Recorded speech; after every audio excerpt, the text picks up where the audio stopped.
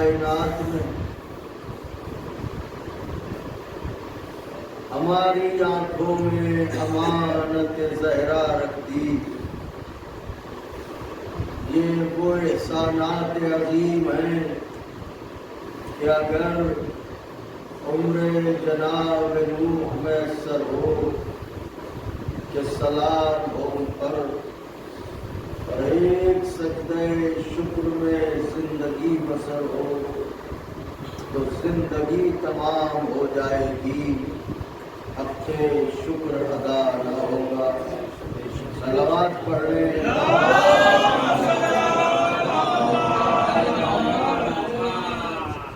ایک اور صلوات۔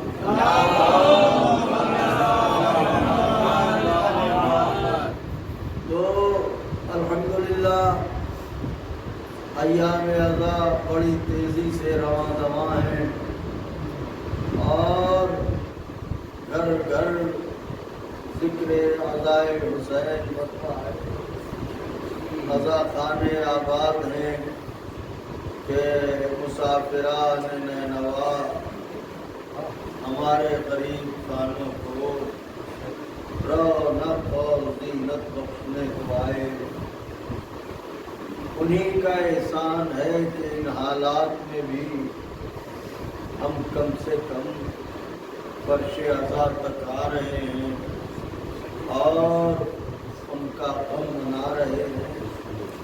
دعا یہی ہے کہ جلد سے جلد اس وبائی مرض کا خاتمہ ہو تاکہ سوگواران جی کھول کے عزائے حسین کر سکیں۔ دعا کی قبولیت کے لیے صلوات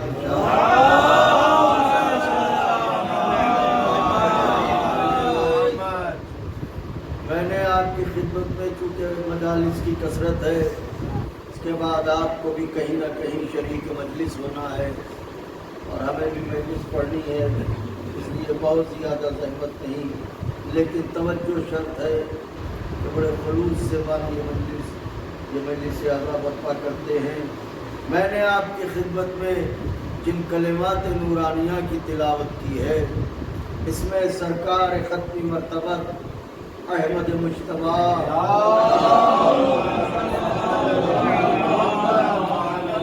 حضرت کا ارشاد گرامی ہے، یا علی انتا وشیعتک ہم الفائزون، یا علی آپ اور آپ کے شیعہ کامیاب ہوئے۔ صلوات پڑھے۔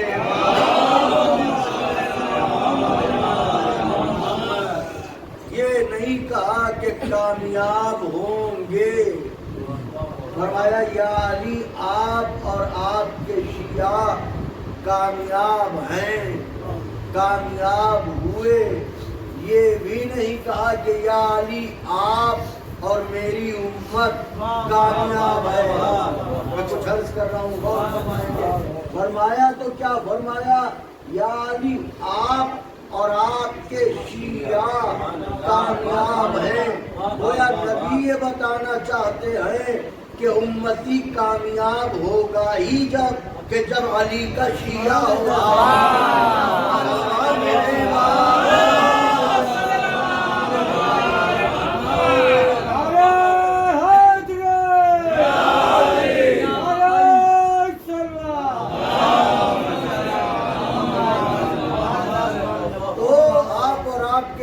کامیاب ہے۔ جب حدیث پیغمبر بیان کی گئی تو لوگوں نے اعتراض وارد کیا کہ یہ کیسے ہو سکتا ہے، علی بھی کامیاب، علی کے شیعہ بھی کامیاب، تو آپ کو کیا پریشانی ہے؟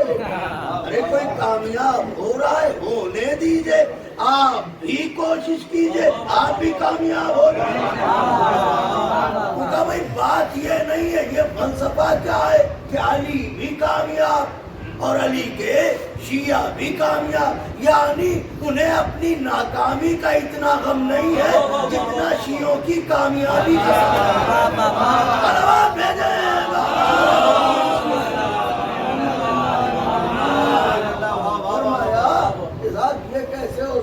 علی بھی کامیاب اور علی کے شیعہ بھی کامیاب۔ دیکھیے اس بات کو سمجھنے کے لیے، اس فلسفے کو سمجھنے کے لیے، اس حقیقت کو سمجھنے کے لیے، اس منظرنامے تک جانے کے لیے آپ کو پہلے یہ سمجھنا پڑے گا کہ اسلام کے دائرے میں، میری طرف دیکھیے گا، ایک سرکل ہوتا ہے نا دائرہ جو ہم پرکار سے بناتے ہیں، پہلے یہ سمجھنا ہوگا کہ دائرہ اسلام میں یقین کو لے کے، اعتبار کو لے کے نقطہ مرکزی کون ہے؟ نقطہ مرکزی ہے کس کی ذات؟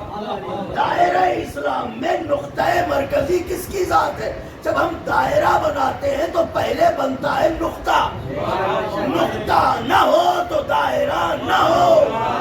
تو اسلام ہے دائرہ، اس دائرے کو بنانے والا نقطہ کون ہے؟ تمام عالم اسلام نے مل کے کہا ایک ہی ذات ہے، سرکار ختمی مرتبت کی ذات، حبیب کبریا کی ذات، محمد مصطفیٰ کی ذات۔ اس کا مطلب یہ ہے کہ سرکار کی ذات ہے نقطہ مرکزی دائرہ اسلام کا، یعنی سرکار کی وجہ سے اسلام میں جو کچھ بھی ہے اسے عالم اسلام نے مانا۔ عالم اسلام نے جو کچھ بھی مانا وہ سرکار کی وجہ سے مانا۔ جنت کسی نے نہیں دیکھی، سرکار نے کہا ہے تو مانا۔ کوثر کا پانی کسی نے نہیں پیا، سرکار نے کہا ہے تو مانا۔ حوروں کو کسی نے نہ دیکھا، سرکار نے کہا تو مانا۔ عرش و کرسی کو کسی نے نہ دیکھا، سرکار نے کہا تو مانا۔ لوح و قلم کسی کے حصے میں نہ آیا، سرکار نے کہا تو مانا۔ آدم سے مصافحہ کسی نے نہ کیا، نوح سے ملاقات کسی نے نہ کی، ابراہیم کے پہلو میں کوئی نہ بیٹھا، موسیٰ کے گھر کوئی نہ گیا، عیسیٰ کے دروازے پر دستک کسی نے نہ دی۔ میں کچھ عرض کر رہا ہوں، تورات کسی نے نہ پڑھی، زبور کسی تک نہ پہنچی، انجیل کسی کے گھر میں نہ آئی، مگر جو کچھ بھی مان رہے اس لیے حضور نے کہا، حضور نے کہا، حضور نے کہا جنت دیکھی نہیں، مانا کیوں؟ حضور نے کہا کوثر پیا نہیں، مانا کیوں؟ حضور نے کہا حوریں دیکھی نہیں، مانا کیوں؟ حضور نے کہا قرآن اللہ کا کلام ہے، کیسے مانا؟ حضور نے کہا۔ ارے جنت کوثر سلسبیل حوریں انہیں تو چھوڑیے، اللہ کو بھی حضور کے کہنے سے مانا۔ ایک نتیجے تک لانا چاہ رہا ہوں، خدائے حسین کا واسطہ ہے، توجہ رکھیے گا، اللہ کو بھی مانا تو حضور کے کہنے سے مانا۔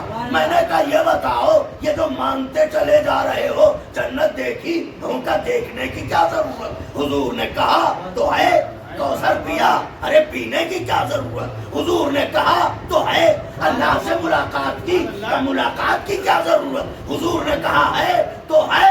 اس کا مطلب یہ ہے کہ عالم اسلام نے یہ طے کر لیا دیکھیں یا نہ دیکھیں۔ حضور نے کہا کہ جنت ہے تو ہے، حضور نے کہا کوثر ہے تو ہے، حضور نے کہا سلسبیل ہے تو ہے، حضور نے کہا اللہ ہے تو ہے۔ تو بھائی جس طرح حضور نے کہا اللہ ہے تو ہے، جنت ہے تو ہے، کوثر ہے تو ہے، اسی طرح حضور ہی نے کہا شیعہ کامیاب ہیں تو ہے۔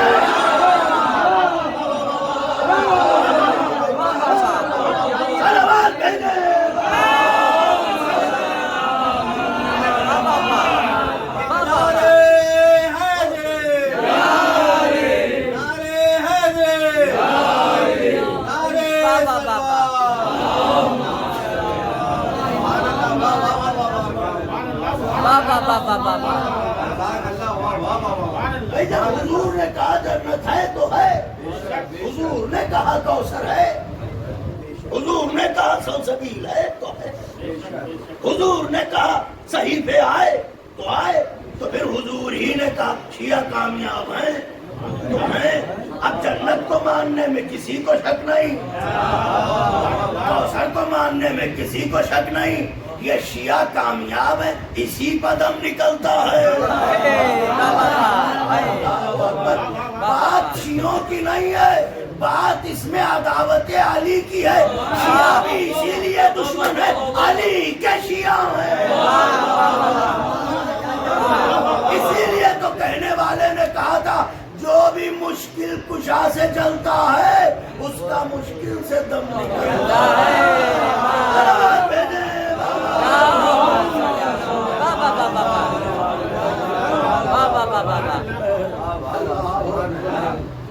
کیا ہے دنیا، جو بھی مشکل کشا سے اس کا نکلتا ہے.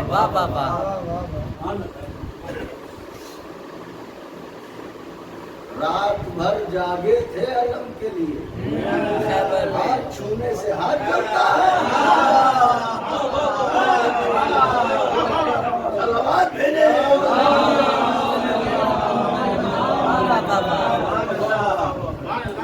عجیب ہے دنیا، حلق میں جانے کیسا ناسور ہے کہ نام علی آئے یہیں اٹک جاتا ہے. ارے علی کی دشمنی میں 14 صدیوں سے جن کے گلے سے قرآن نہ اترا، کہہ رہا ہوں ان کے حلق سے کچھ اور کیا اترے گا. اس پر مرے جا رہے ہیں. علی کے شیعہ کیسے کامیاب ہیں؟ ارے بھائی حضور نے کہا ہے تو ہیں، ہم اپنے بل بوتے پر تھوڑی کامیاب ہیں. میں کوئی سرخاب کے پر تھوڑی لگے ہیں. ہم کیا ہیں؟ ہم تو آسی خطا کار گنہگار. اب کیا کریں، عشق اچھے سے ہو گیا.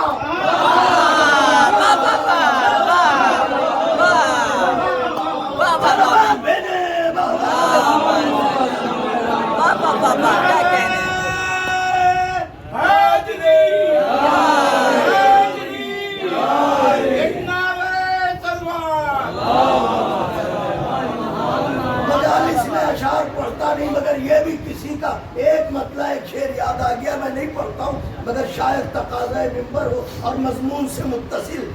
مولا کے دروازے سے وابستہ رہنے والے بیٹھے ہیں، چہرے گلاب ہو رہے ہیں، دلوں کے دروازے 14 صدیوں سے اعتراضات کے تیر نشانے پہ ہم، 14 صدیوں سے حملے نشانے پہ ہم، 14 صدیوں سے تلواریں نشانے پہ ہم، نیزے نشانے پہ ہم، خنجر نشانے پہ ہم، مگر خنجر ہارے ہم جیتے. تیر ہارے حلقوم جیتے. تم تیر چلاتے رہو، ننھا سا تبسم ہمیں بچاتا رہے گا. کیا کہہ رہا ہوں؟ اللہ اکبر، اللہ اکبر. یا علی، کہنے والے نے کہا یا علی مجھ کو تیرا نام بھلا لگتا ہے. کس عشق کے مصرے ہیں. یا علی مجھ کو تیرا نام بھلا لگتا ہے. مصرع نظر ہے. یا علی مجھ کو تیرا نام بھلا لگتا ہے، تیری نسبت سے یہ اسلام بھلا لگتا ہے. تیری نسبت سے یہ اسلام بھلا لگتا ہے. لوگ کہتے ہیں تیرے عشق میں کافر مجھ کو، اور میرے دل کو یہ الزام بنا.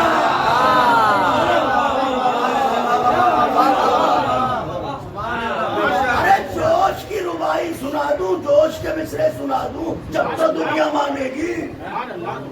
کہتے ہیں مرد میدان ہے شہادت کے بغیر، مرد میدان ہے شہادت کے بغیر. ایک قلم ایسا ہے جس میں خط نہ ہو. اب شاید ہمارے نوجوان برادران نہ سمجھ سکے مگر بزرگ سمجھ گئے ہیں. پہلے زمانے میں وہ قلم جو کتاب کو اس کا خط بنایا جاتا تھا تو سیٹھے کا قلم جو ہوتا تھا.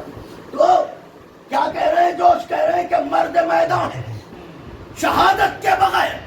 ایک قلم ایسا ہے جس میں خط نہ ہو. قصہ اسلام پہ ذکر علی وہ لفافہ ہے کہ جس میں خط نہ ہو.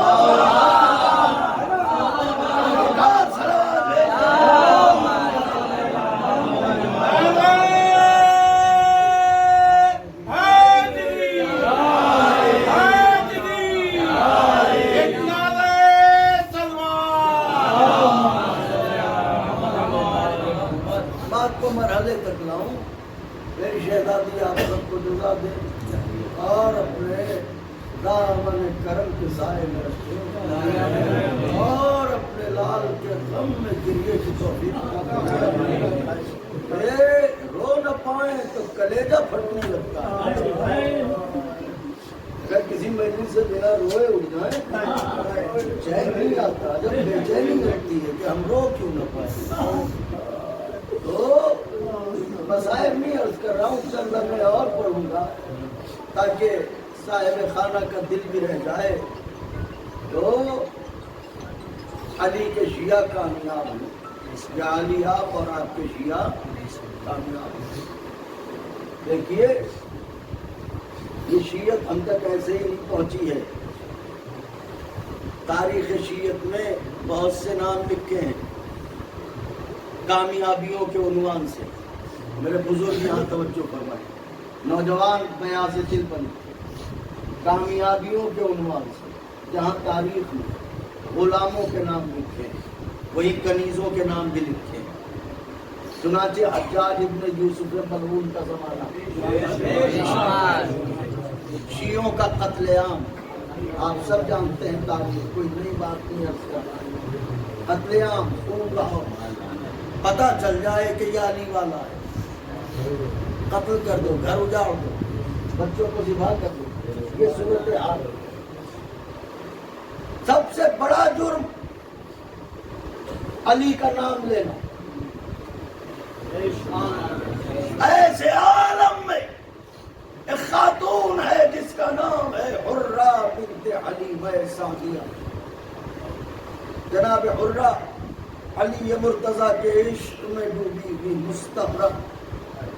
عالم یہ ہے کہ اٹھی تو یا علی, بیٹھی تو یا علی, سوئی تو یا علی, جاگی تو یا علی, بڑھی تو یا علی, رکی تو یا علی, گھر تو یا علی, سفر تو یا علی, ہر پل یا علی, یا علی, یا علی, یا علی. یا علی کی صدائیں کہیں گھر کی چہار دیواری میں قید ہوتی ہیں. صدائیں بلند ہوئیں, فضائے عالم پر محیط ہوئیں. حجاج ملعون کے خفیہ جاسوسوں نے اطلاع دی کہ تیرے حدود سلطنت میں ایک ایسی خاتون بھی ہے جو بغیر کسی خوف و خطر کے اٹھ کے بیٹھتے علی علی علی علی کرتی ہے. ملعون نے کہا سپاہ لے جاؤ, گرفتار کر کے لاؤ. سنے آقا کے چاہنے والے, ملعون کہتا ہے سپاہ لے جاؤ یعنی فوج لے جاؤ. ایک خاتون کو گرفتار کرنے کے لیے کہہ رہا ہے فوج لے جاؤ. اب سمجھے علی کا دشمن بزدل کتنا ہوتا ہے.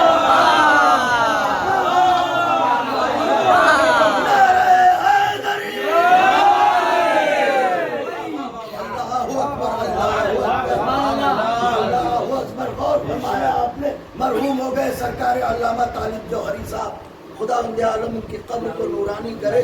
وہ ایک جملہ کہتے تھے کہ علی کی شجاعت کے واقعات ضرور بچوں کو سنایا کریں ورنہ بچے بزدل ہو جائیں.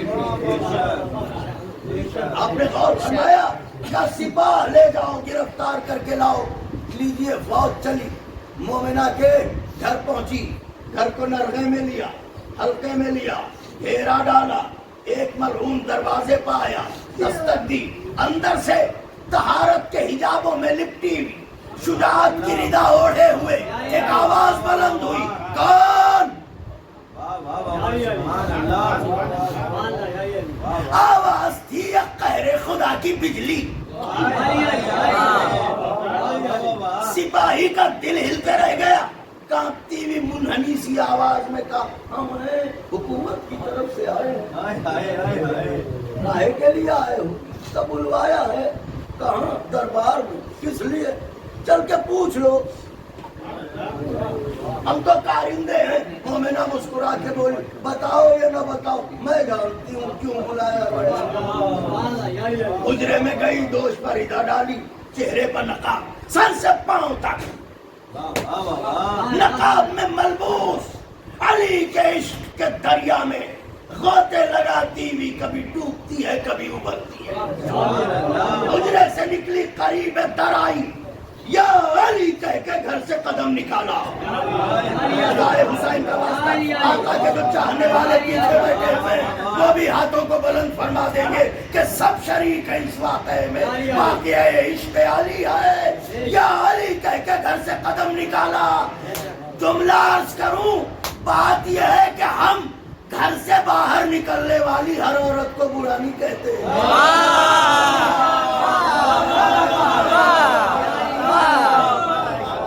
گھر سے باہر نکلنے والی ہر عورت کو برا نہیں کہتے. ارے تحفظ حق علی کو نکلی ہے تو قابل سلام ہے. علی سے لڑنے کو نکلی ہے تو قابل لعن ہے.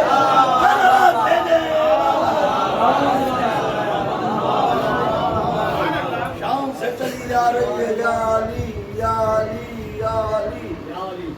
دونوں جانب سپاہی، بیچ میں تن تنہا دلیرانہ شیرانہ. آج دربار سجا ہوا، تماشائی بیٹھے ہوئے، بڑے سے بڑا مفتی بھی بیٹھا ہوا ہے. یہ سزا سنانی ہے. انتظار ہو رہا ہے، علی کی چاہنے والی آنے والی ہے. دربار بھرائے، قریب درے دربار آئی. آن کے پھر ایک نعرہ کیا یا علی. ایسا محسوس کیا یا علی کہہ کے دربار میں قدم رکھا. دربار کس کا؟ دشمن کا. مومنہ یا علی کہہ کے دربار میں قدم رکھ کے بتا رہی ہے اپنی حیثیت کو پہچان لے. دربار تیرا ہوگا، نعرہ میرا ہوگا. اس آواز میں جانے کیسی ہیبت تھی کہ ایک دم سے درباری گھبرا کے مڑ مڑ کے کوئی ادھر دیکھتا ہے، کوئی ادھر، کوئی ادھر، کوئی ادھر. پریشان نہ ہوئیے گا کہ کہیں بھی ہو ادھر ادھر دیکھتے ہیں. ارے صلوات بھیج دیں. کبھی ادھر کبھی ادھر کہ اتنے میں مجمع کائی کی طرح چھٹا، کچھ ادھر کچھ ادھر، بیچ میں بنا رستہ. مومنہ بڑے ہی اطمینان کے ساتھ آگے بڑھی، قریب تخت آئی. حاکم کی آنکھوں میں آنکھیں ڈال کے بولی تجھے شرم نہ آئی؟ ارے دربار میں خاتون کو بلایا.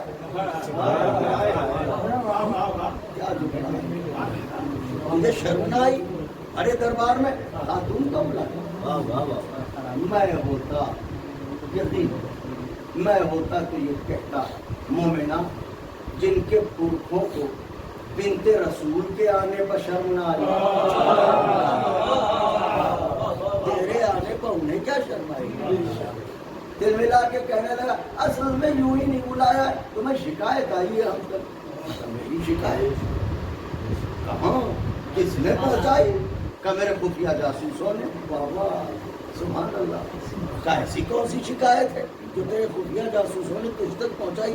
کون کا یہ کہنا ہے کہ تو یہ کہتی ہے کہ میرا مولا اصحاب رسول سے افضل؟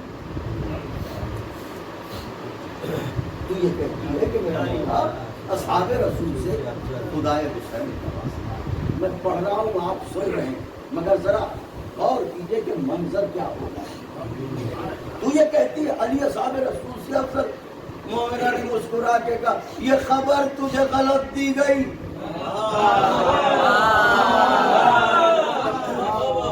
کہا میرے خفیہ جاسوس جھوٹ نہیں بولتے. مومنہ نے کہا میں پھر کہتی ہوں یہ خبر تجھے غلط دی گئی. میں نے یہ کہا کہ میرا مولا اصحاب رسول سے افضل. کہا پھر کیا کہا کہ میں تو یہ کہتی ہوں میرا مولا رسولوں سے افضل.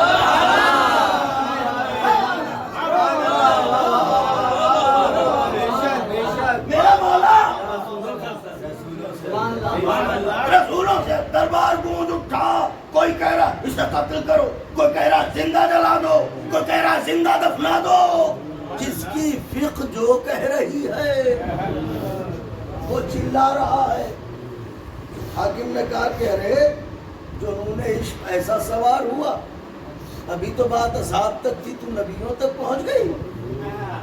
تو نے کہہ تو دیا، لیکن اگر دلیل مانگ لوں تو مومنہ نے کہا جاہل محض، شاید تجھے علی والوں کی تاریخ نہیں معلوم، دعویٰ ہی نہیں کرتے. اچھا اگر پوچھ لوں تو دلیل دے گی؟ کب پوچھ لے. میرے آخری نبی کو چھوڑ کے جس نبی کا نام تو لے افضلیت میں ثابت کروں. تو نام لیتا جا، دلیل میں دیتی جا. مرون کہنے لگا اچھا یہ بتاؤ سب سے پہلے نبی آدم ہے، آدم سے علی کیسے افضل؟ مومنہ نے کہا یہ بتا قرآن پڑھا ہے.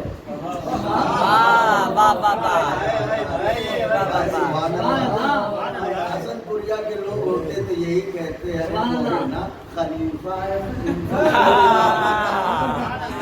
قرآن پڑھا ہوگا کیسی باتیں کرتی ہے.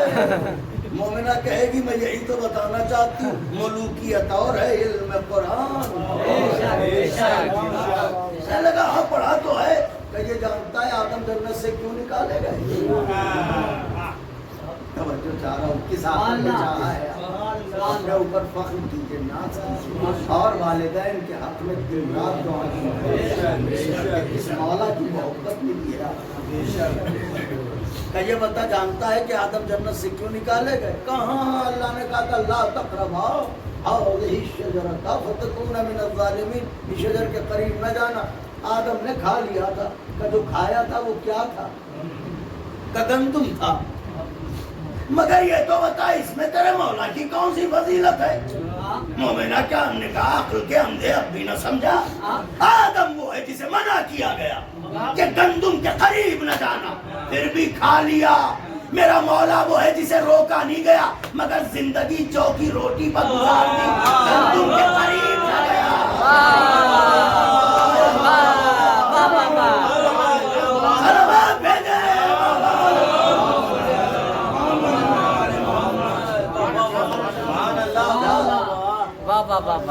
ہاں جواب تو تم نے ٹھیک دیا، لیکن یہ بتا موسیٰ سے کیسے افضل پڑھوں آپ تک.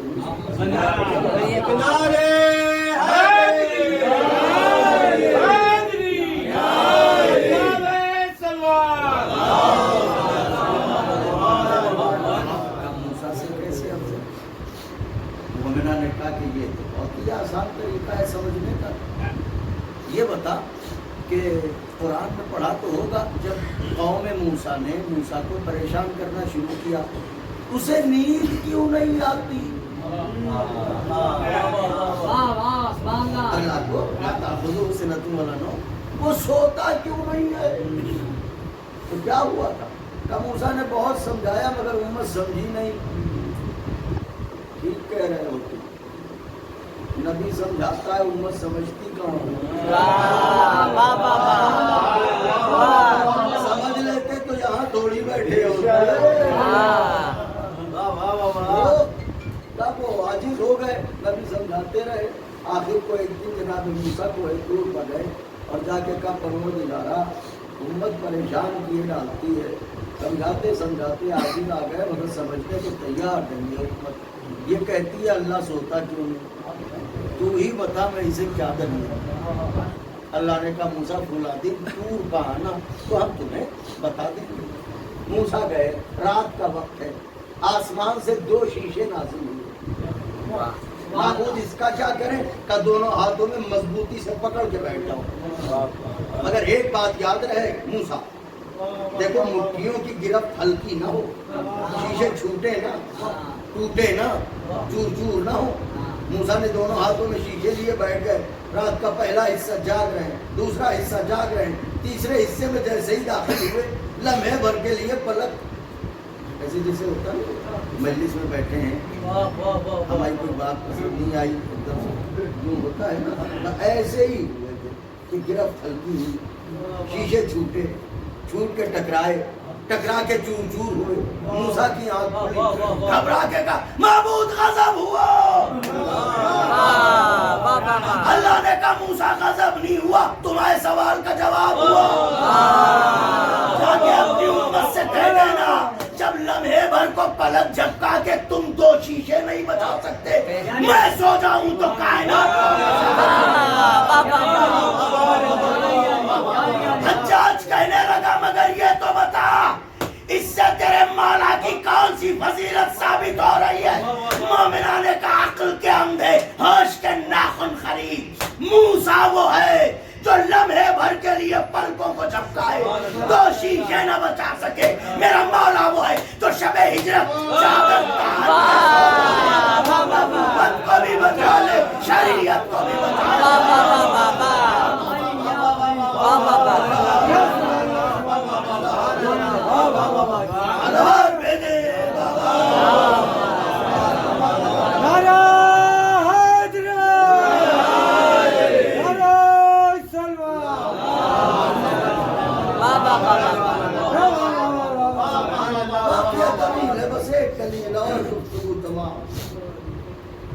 اب یہ دلیلیں دے رہی ہے، دشمن کا حال یہ ہے کہ تماچے کھا رہا ہے مگر رخسار بھی نہیں سہلا پا رہا۔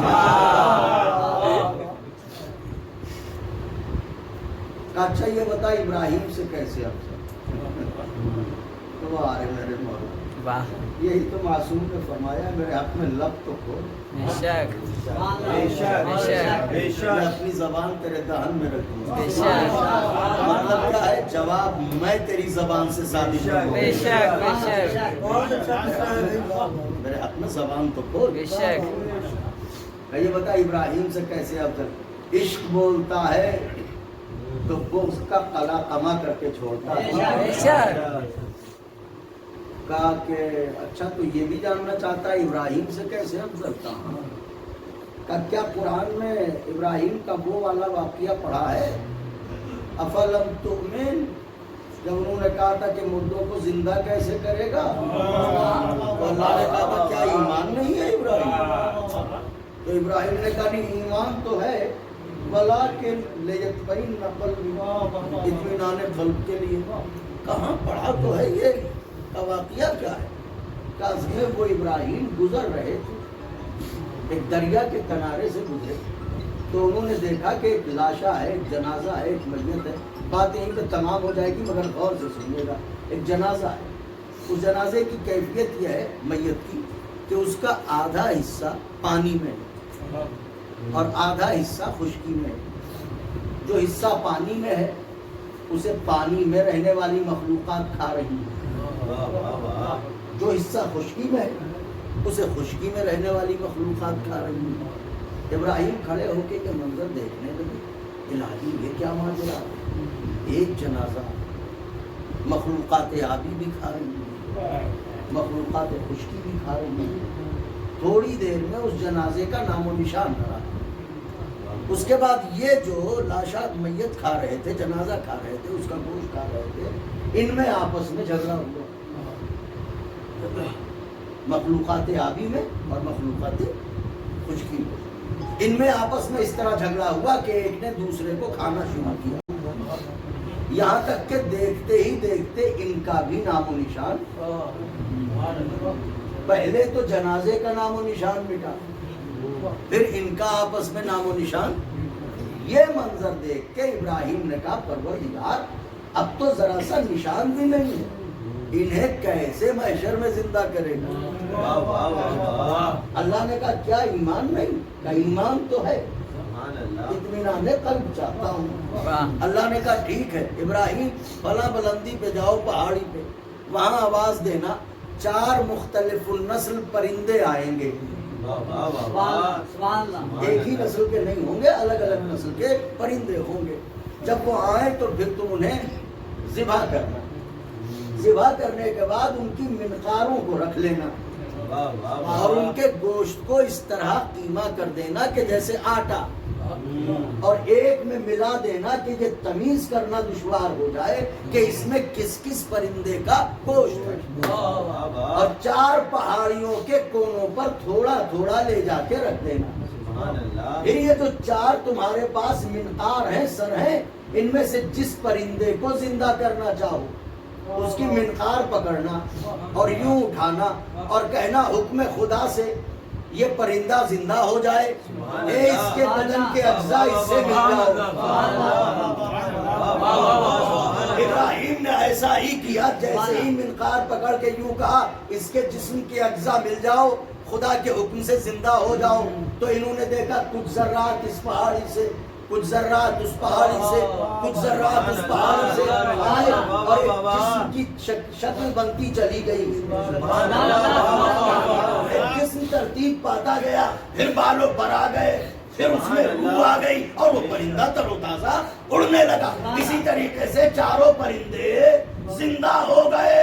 یہ ہے واقعہ، مگر یہ بتا اس واقعے سے تیرے آقا کی کون سی فضیلت ثابت ہو رہی ہے؟ مومنہ نے کہا جاہل محض ذرا سن تو صحیح، ابراہیم وہ ہے جو اطمینان قلب کے لیے دیکھنا چاہتا ہو، میرا مولا وہ ہے جو آواز دیتا ہے لو کشف الغطا لمصدق تو یقینا، اگر تمام پردے ہٹا دیے جائے علی کے یقین میں اضافہ نہ ہوگا۔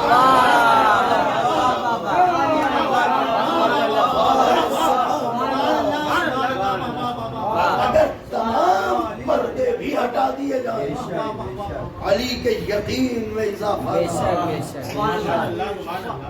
آپ نے غور فرمایا وہ ابراہیم، یہ علی، یہ مرتضیٰ، بس بات صرف اتنی ہے کہ وہ انسانوں کے امام ہیں، یہ کونین کے امام ہیں۔ تو اس طرح علی کے شیعہ ہر دور میں کامیاب رہے، ہر عہد میں کامیاب رہے، ہر زمانے میں کامیاب رہے، اس لیے کامیاب رہے کہ انہیں محبت حسین نے کامیاب رہے۔ یہ پلکوں کا بھیگ جانا کامیابی کی دلیل ہے، آنکھوں کا برسنا یہ کامیابی کی دلیل ہے، یہ فرش عزا کا بچھنا کامیابی کی دلیل ہے۔ جملہ کہوں اہل مولا کے مہمانوں، فرش عزا پہ ہے نا، آپ اس وقت چوتھے امام کے مہمان ہیں، جملہ سن لیجئے، اس سے بڑی کامیابی کیا ہوگی؟ ہمارا گھر اور زہرا کی آمد، ہمارے غریب خانوں میں حسین کی ماں ہے، وہ بھی پسلیوں کو سنبھالے، میرے بچے پر رونا، میرا لال زخموں سے یہ آنسو لینے آئی ہوں، بال سفید لے کر بلند ہو گئی آوازیں، خدا کسی غم میں نہ رلائے سوائے غم مظلوم میں۔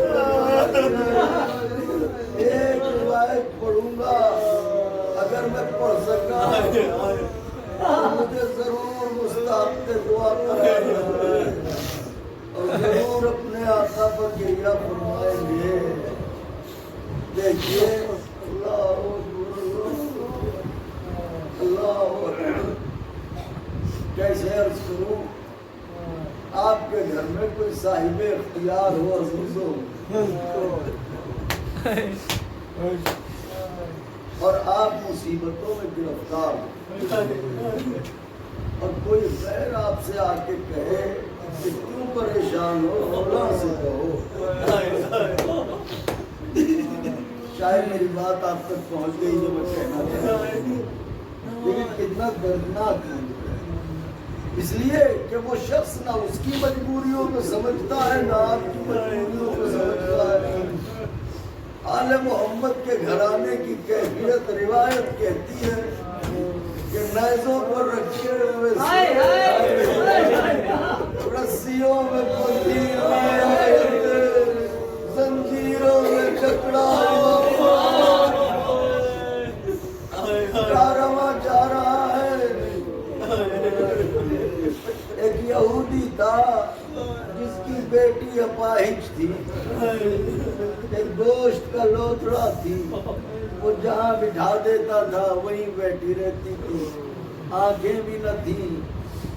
تو روایت کہتی ہے کہ یہودی جب باغ میں جاتا تھا تو بیٹی کو تنہا گھر چھوڑ کے نہ جاتا تھا، ایک گٹھری کی طرح اپنے کندھے پر بیٹی کو لاڈ دیتا تھا اور لا کے باغ میں کسی پیڑ کے نیچے بٹھا دیتا تھا اور خود کام کرتا رہتا تھا اور کہتا تھا کہ بیٹی یہیں رہنا، پھر جب ہم چلیں گے تو تجھے لے کے چلیں گے۔ ایک دن باغ میں لا کے اسے بٹھایا، خود کسی کام سے چلا گیا، اللہ اکبر اللہ اکبر، خود کسی کام سے چلا گیا کہ اتنے میں ایک کارواں آیا، کچھ دیر ٹھہرنے کی غرض سے باغ میں وہ کارواں رکا، نیزوں پر جو سر تھے وہ نیزے زمین پر رکھ کے درختوں سے ٹیک لگا کے کھڑے کر دیے گئے۔ اگر منظر نگاہوں میں ابھر رہا ہوتا تو رونے میں تکلف نہیں ہوگا، جیسے آپ دیوار سے کھڑا کر دیتے ہیں ایسے ہی نیزوں کو درخت سے لگا کے وہ اندھی نابینا اپاہج یہودی کی لڑکی وہ بھی قریب والے درخت کے نیچے بیٹھی تھی کہ اتنے میں تلاوت قرآن کی آواز گونجی، ایک کٹے ہوئے سر سے تلاوت قرآن شروع ہوئی، اللہ اکبر۔ بچی نے اس طرح کی آواز اس سے پہلے کبھی نہ سنی تھی، تھوڑی دیر تک تو سنتی رہی، پھر اس کے بعد اسے لگا کہ یہ جس کی آواز ہے یہ کوئی عام انسان نہیں ہے، مگر اٹھ سکتی نہیں، کچھ دیکھ سکتی نہیں، آواز کے سہارے کھسکتی کھسکتی اسی درخت کے نیچے آئی جہاں نیزہ لگایا گیا تھا اور سر سے تلاوت کی آواز آ رہی تھی۔ ایک دفعہ اس نے یوں سر اٹھا کے کہا، اے تلاوت کرنے والے، مجھے تو کچھ نظر نہیں آتا، تو کون ہے؟ کہا تھا کہ خون کا ایک قطرہ داہنی آنکھ میں ٹپکا، دوسرا قطرہ بائیں آنکھ میں، ارے آنکھیں روشن ہو گئی۔ اب جو اس نے دیکھا تو ایک کٹا ہوا سر تلاوت کر رہا ہے، اے میرے مسیحا، اے مجھے اچھا کرنے والے، ارے مجھ سے چلا نہیں جاتا کہ اتنے میں ہاتھوں پر خون کے قطرے ٹپکے، اس نے ہاتھوں پر ملا، ایک ایسا معجزہ ظاہر ہوا کہ بدن میں طاقت آئی، اٹھ کے کھڑی ہو گئی۔ اللہ اکبر اللہ اکبر۔ اور اس کے بعد کٹے ہوئے سر کی طرف دیکھ کے فریاد کرنے لگی، اے تلاوت کرنے والے، تو کوئی عام انسان نہیں ہے، میں نہیں جانتی کہ تو کون ہے۔ اللہ اکبر اللہ اکبر، میں نہیں جانتی کہ تو کون ہے، مگر تو جو بھی ہے عظیم ہے۔ کہ اتنے میں اس کا باپ آیا، سوکھواروں میں اس کو تمام کرنا، اگر میں پڑھ سکا تو انشاءاللہ بہت روئیں گے۔ اتنے میں بچی کا باپ وہ یہودی آیا، یہودی نے جہاں بیٹی کو بٹھایا تھا وہاں دیکھا تو بیٹی نہ تھی، باپ کا دل ہے، جانتا ہے بھائی بیٹی ہے، نابینا ہے، نہ کہیں جا سکتی ہے، آخر کہیں تو کہاں گئی، کسی نے کیا ظلم ڈھایا اس کو، بیٹی کو آوازیں دینے لگا، بیٹی کا اس میں بیٹی دوڑتی نہیں چلی، باپ نے اسے دیکھا کہ یہ بتا میری بیٹی کو کہاں چھوڑ آئی، اس نے کہا بابا پہچانو میں ہی تو تمہاری بیٹی ہوں، کہ میری بیٹی تو اپاہج تھی نابینا۔ کہے بابا نہ پوچھو، میرے باپ میں ایک ایسا مظلوم مہمان ہوا ہے، اس سے بڑا کوئی مسیحا نہیں، ارے اس نے مجھے آنکھیں دے دی، اس نے مجھے اچھا کر دیا، آوازوں کو دبا کے گھروں کے باشندے بیٹھے، دیکھو میری آنکھیں روشن ہو گئی، اللہ اکبر اللہ اکبر اللہ اکبر۔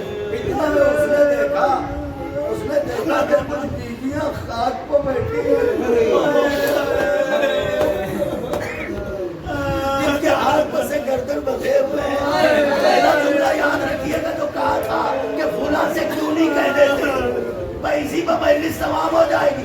हाथ पसे गर्दन बंधे हुए खाट पे बैठी हुई कुछ ऐसी बीवियां पड़ी उधर।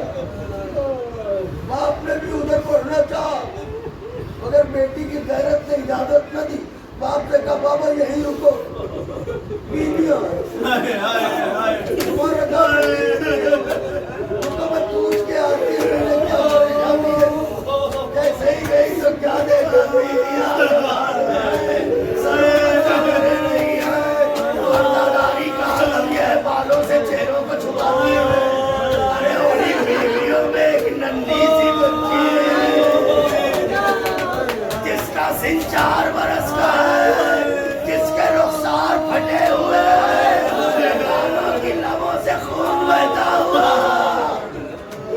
उस बच्ची ने बड़ी हसरत से इसे देखा, इसने बीवियों को देखा। तुम्हारी असीरी पर मेरा दिल उड़ रहा है। अरे तुम्हें किसने कैदी बनाया? फिर ये कहने के बाद 4 बरस की शहजादी की तरफ देख के कहा, ए बीवी, बीवी असीरी बड़ी अजब चीज होती है। बीवी एक बात कहूँ, शायद तुम्हारा नसीब बदले का बनता है। बीवी यूं ही नहीं कह रही हूँ। ए बीवी, ये जो मेरा बाप है ना, इसमें कैसे मसीहा का सर है। मैं नाबीना थी, देखो मुझे आंखें रोशन, मेरी आंखें रोशन कर दी। मैं चाहती हूँ तुम भी उसी से चल के कहो, मुझे यकीन है तुम्हें रिहाई दिलवा देगा। इतना सुनना था। सकीना ने तड़प के कहा, अरे क्या कहती है? वो मेरा बाबा हुसैन है, मैं उसकी बेटी सकीना